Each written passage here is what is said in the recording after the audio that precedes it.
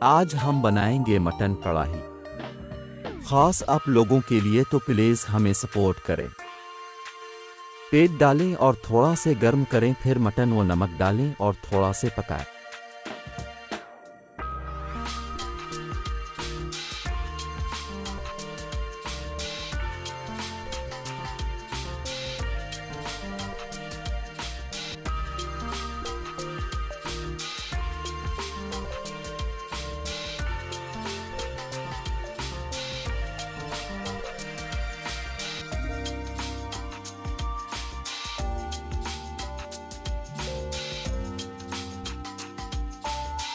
تھوڑا سے پکائے اور پھر ٹماٹر، پانی اور سبز مرچ ڈالیں اور خوب پکائے آپ کے مرضے سے۔